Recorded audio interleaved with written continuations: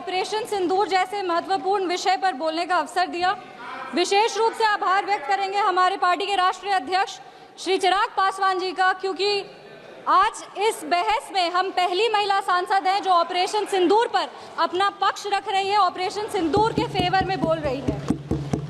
हमको गर्व होता है कि आज ऑपरेशन सिंदूर पर बोलने का अवसर हमको मिला, क्योंकि इतिहास में ऑपरेशन सिंदूर को स्वर्णिम अक्षरों में लिखा जाएगा, क्योंकि विश्व स्तर पर इसने एक न्यू नॉर्मल को स्थापित किया है भारत के लिए।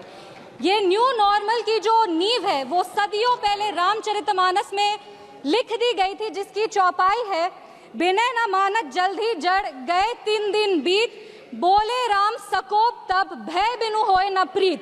इसका अर्थ ये है कि विनय और धैर्य जरूर ही महत्वपूर्ण गुण है, पर जब धैर्य का बांध टूट जाता है तो भय के बिना उसका कोई उपचार नहीं बचता। हमारी सरकार के दृढ़ संकल्प से और सेनाओं के अदम्य शौर्य के वजह से आज एक नए भारत को विश्व स्तर पर स्थापित किया गया। ये नया भारत क्या है?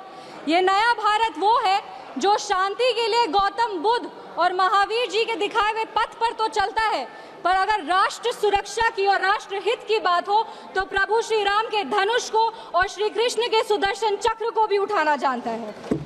आज इस चर्चा के 2 भाग हैं। पहला भाग है पहलगाम पर हुआ अटैक और दूसरा ऑपरेशन सिंदूर।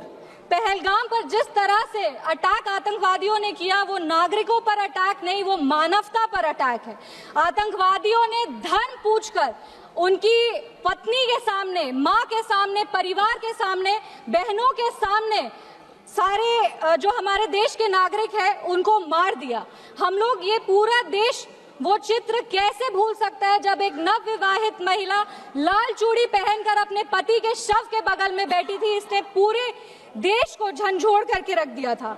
लेकिन दुर्भाग्य की बात यह है कि आज भी हमारे देश में ऐसे लोग हैं जिनको पहलगाम से ज्यादा दुख पैलेस्टीन के लिए होता है, क्योंकि ये उनकी राजनीति को फायदा नहीं देता। लेकिन जहां राजनीति के लिए कई लोग चुप्पी साध लिए, वहां हमारे यशस्वी प्रधानमंत्री ने राष्ट्र धर्म निभाया और उन्होंने महिलाओं के आंसुओं को ही नहीं पोंछा, पर महिलाओं के स्वाभिमान को और सम्मान को पुनर्स्थापित किया। हम बता देना चाहते हैं कि ये एक नया भारत है और आतंकवादी हमले के बाद ये भारत मोमबत्तियां नहीं जलाता, ये दुश्मनों की चिता को जलाता है।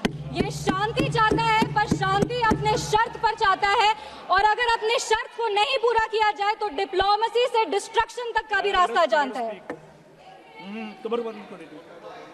इसी बात पर हम एक शायरी कहना चाहेंगे, खतों का दौर गया अब फरमान भेजे जाते हैं, जो करते हैं भारत की आत्मा परवार वो सीधे कब्रिस्तान भेजे जाते हैं।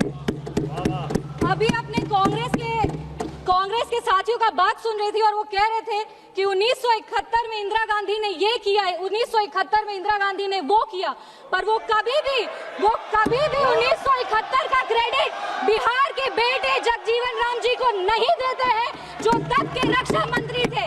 बांग्लादेश ने उनको 1971 का वॉर हीरो डिक्लेयर किया था, और रक्षा मंत्री होने के जंग के बाद भी उन्होंने सैनिकों के रिहैबिलिटेशन के लिए काम किया। लेकिन कांग्रेस पार्टी इसको कभी नहीं रिकॉग्नाइज करेगी, क्योंकि उनको दलित नेतृत्व से समस्या है।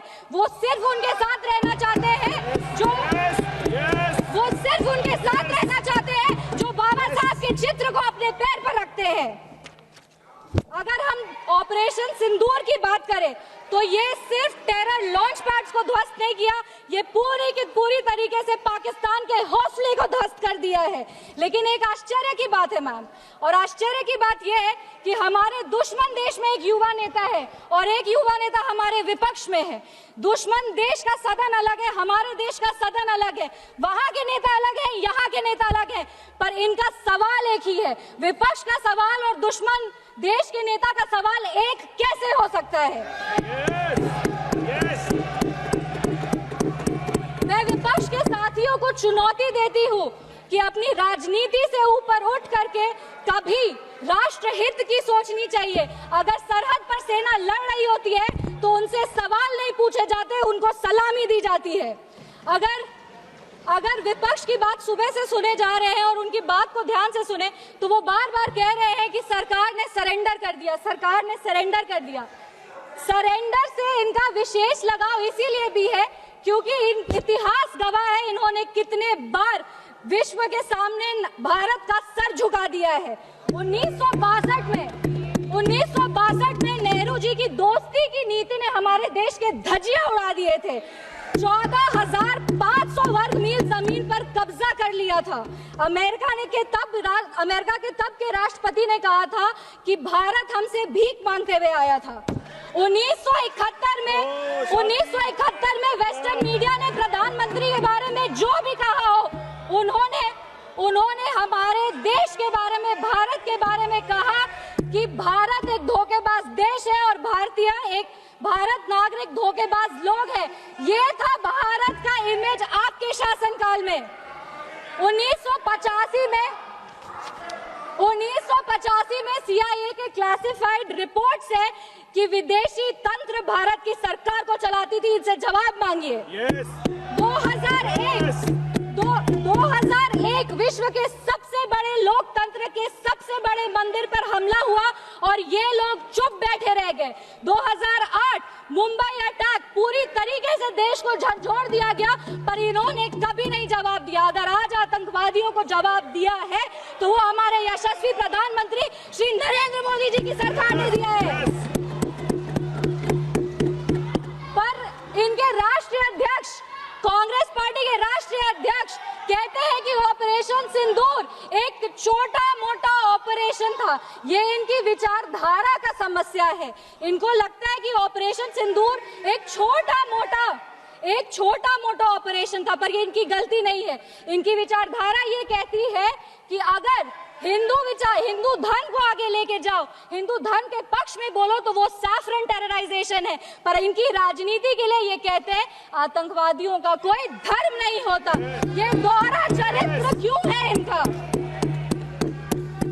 आतंकवादियों ने हमारे नागरिकों को धर्म पूछकर मार दिया। हम उनको कहना चाहते हैं कि जिस सनातन को मुगल की तलवार नहीं खत्म कर पाई, जिस सनातन को अंग्रेज की तोप नहीं खत्म कर पाई, उस सनातन को इनकी छोटी मोटी राजनीति क्या खत्म करेगी? आतंकवादियों ने जब हमारे भाई लोग को मारा तो उनको मारने के पहले बोला कलमा पढ़ के सुनाओ। उन नागरिक की बहन होने के नाते, इस देश की बेटी होने के नाते हम उनको महाभारत सुनाना चाहते हैं। महाभारत सत्य और धर्म की लड़ाई जरूर है, लेकिन महाभारत द्रौपदी के प्रतिशोध का भी प्रतीक है। द्रौपदी का बदला महाभारत है और हमारी संस्कृति में है। अगर नारी सम्मान में त्रुटि होगी तो फिर से महाभारत रचा जाएगा। और महाभारत में लिखा है धर्मो रक्षति रक्षता। जो धर्म की रक्षा करते हैं, धर्म भी उन्हीं की रक्षा करता है।